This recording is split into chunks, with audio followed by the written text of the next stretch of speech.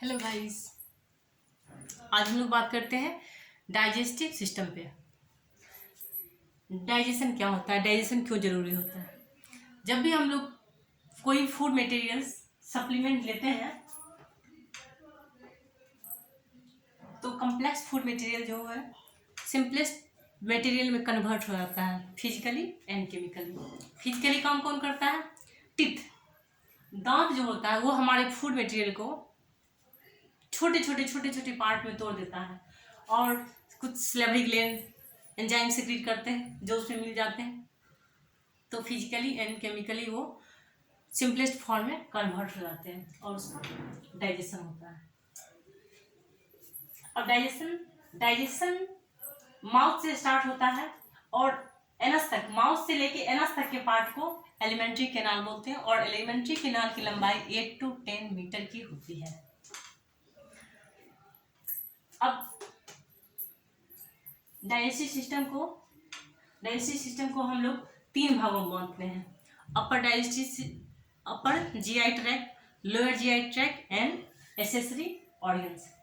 Upper GI tract में क्या आता है? अपर जीआई ट्रैक्ट में आता है हमारा इसोफेगस। माउथ से शुरू करते हैं। माउथ में आता है, माउथ को ओरल कैविटी या बकल कैविटी बोलते हैं। माउथ में आते हैं teeth, tongue and salivary gland. ये teeth, tongue and salivary gland जो होते हैं वो buccal cavity and oral cavity में आते हैं। बकल कैविटी बोलिए या ओरल कैविटी में बोलिए, both are same.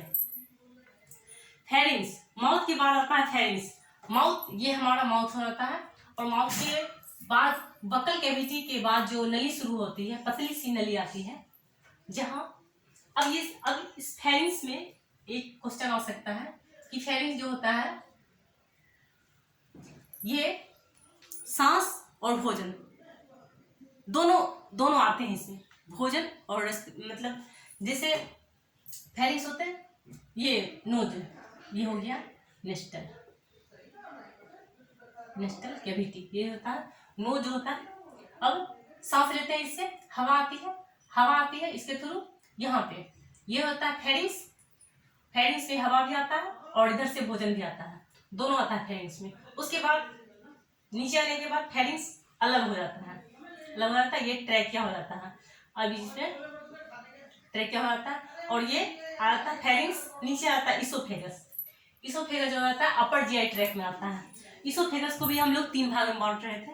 First part को सर्विकल के पार्ट बोल रहे थे, सबसे ऊपर वाले पार्ट को सर्विकल पार्ट बोलते हैं, बीच के पार्ट को थोरेसिक पार्ट बोलते हैं और सबसे नीचे के पार्ट को एब्डोमिनल पार्ट बोलते हैं। अब एक चीज हम लोग यहाँ समझते हैं, इसोफेगस का नेक से के पार्ट जो होता है, ये थोरेसिक पार्ट से ऊपर और ये गर्दन के पार्ट को बोलते हैं। यहाँ पे जो होता है ये सर्विकल पार्ट होगा। इसोफेगस का सबसे ऊपर का पार्ट होता है सर्विकल पार्ट होता है। उसके बाद नेक से नीचे और स्टमक से ऊपर, नेक से नीचे और स्टमक से ऊपर का पार्ट जो होता है वो थोरेसिक पार्ट होता है, ठीक है। अब थोरेसिक पार्ट और एब्डोमिनल पार्ट को, दोनों पार्ट को डायफ्राम जो होता है थोरेसिक पार्ट और एब्डोमिनल पार्ट दोनों को सेपरेट करता है, एक दूसरे से सेपरेट करता है। एब्डोमिनल पार्ट को और थोरेसिक पार्ट को डायफ्राम एक दूसरे से सेपरेट करता है। अब डायफ्राम के नीचे आता है स्टमक, डायफ्राम से नीचे आता है। अब इसी थोरेसिक पार्ट में लंग्स वगैरह जो होता है इसी थोरेसिक पार्ट में होता है। अब नीचे आते हैं स्टमक में small intestine and large intestine.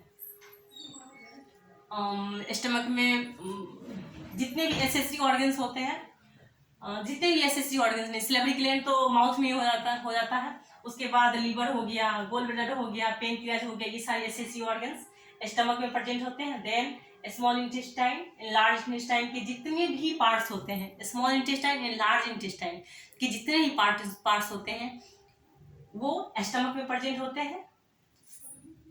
Liver, pancreas, gall bladder, small intestine और लार्ज इंटेस्टाइन के जितने भी पार्ट होते हैं वो सारे स्टमक में प्रेजेंट होते हैं, ठीक है।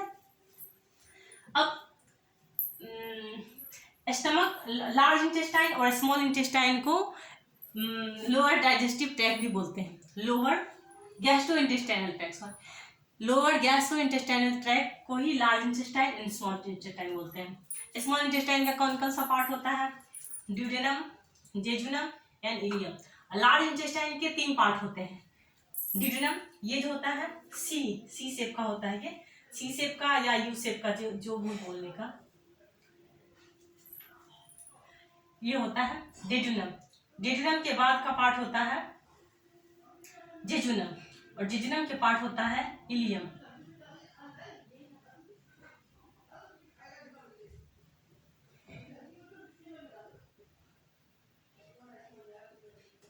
डेडिनम, जेजुनम एंड इलियम 3 पार्ट होते हैं स्मॉल इंटेस्टाइन के।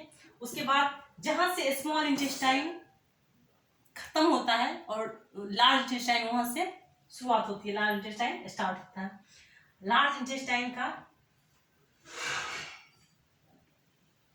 फिगर बहुत अच्छे से ड्रॉ करना है।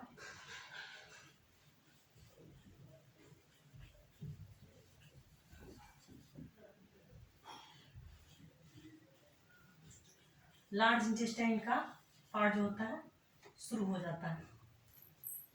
लार्ज इंटेस्टाइन का ये होता है, एक पार्ट होता है सिक्कम, सबसे पहले होता है सिक्कम, अपेंडिक्स लार्ज इंटेस्टाइन में होता है, बट बॉडी के लिए यूजलेस ऑर्गन्स होते हैं अपेंडिक्स। अपेंडिक्स का हमारे बॉडी में कोई भी यूज नहीं होता है, कुछ भी यूज नहीं होता है। अदर कंट्री में इसको बर्थ के टाइम में इसको काट काट दिया जाता है। असेंडिंग कॉलम, उसके बाद होता है असेंडिंग कॉलम, उसके बाद होता है transverse colon, transverse colon, then descending colon, then sigmoid colon, then rectum, then anal canal, anus। अब क्या होता है, हम लोग फूड मटेरियल को माउथ के थ्रू इनटेक करते हैं। जितने ही फूड मटेरियल्स हैं उसको हम माउथ के थ्रू इनटेक करेंगे। इनटेक करने के बाद माउथ में फूड मटेरियल्स को लेते हैं, उस प्रोसेस को बोलते हैं इजेशन।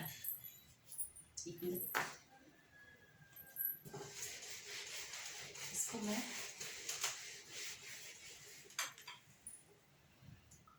ये हो गया हमारा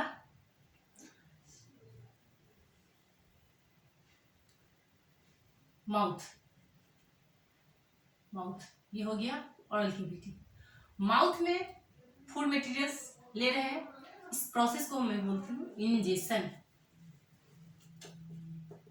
यानी प्रॉब्लम इंजेशन। फूड मटेरियल्स को इनटेक करते हैं माउथ में, उसे बोलते हैं इंजेशन। अब फूड मटेरियल्स क्या होगा, वो पतली सी नली के द्वारा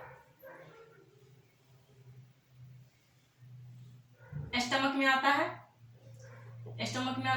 स्मॉल इंटेस्टाइन में आता है, वहां होता है इसका डाइजेशन। वैसे फूड मटेरियल्स का पार्शली डाइजेशन माउथ से शुरू हो जाता है, क्योंकि फिजिकली और केमिकली दोनों ही यहाँ पे जो भी सिलेबरी ग्लैंड से सलाइवा सेक्रेट होता है वो फूड मटेरियल्स में मिलता है, और टीथ उसको महीन टुकड़ों में कट कर देता है, जिससे इसका पार्शली डाइजेशन जो होता है वो माउथ में भी होता है। कंप्लीट डाइजेशन जो होता है वो स्टमक में होता है, स्मॉल इंटेस्टाइन में आके उसका कंप्लीट डाइजेशन होता है फूड मटेरियल्स का। जब फूड मटेरियल्स कंप्लीटली डाइजेस्ट हो जाता है तो उसका क्या होता है, उसका एब्जॉर्प्शन होता है। फूड मटेरियल्स कंप्लीटली डाइजेस्ट होके उसका एब्जॉर्प्शन होगा, और एब्जॉर्ब होके वो जितने भी न्यूट्रिएंट सप्लीमेंट होंगे वो ब्लड में चला जाता है, ब्लड में मिक्सअप हो जाता है, और ब्लड में मिक्सअप होकर उसका ट्रांसपोर्टेशन बॉडी के हर पार्ट में होता है। अब जो वेस्ट मटेरियल बच जाता है बॉडी में, डाइजेशन के बाद जो वेस्ट मटेरियल, एब्जॉर्प्शन के बाद जो वेस्ट मटेरियल बन जाता है उसका इजेशन हो जाता है, वो एक्सक्रीट आउट हो जाता है बॉडी से वो एनस के थ्रू एक्सक्रीट आउट हो जाता है। Egestion, that process is called egestion. जो एक्सक्रीट आउट होता है उससे बोलते हैं इजेशन।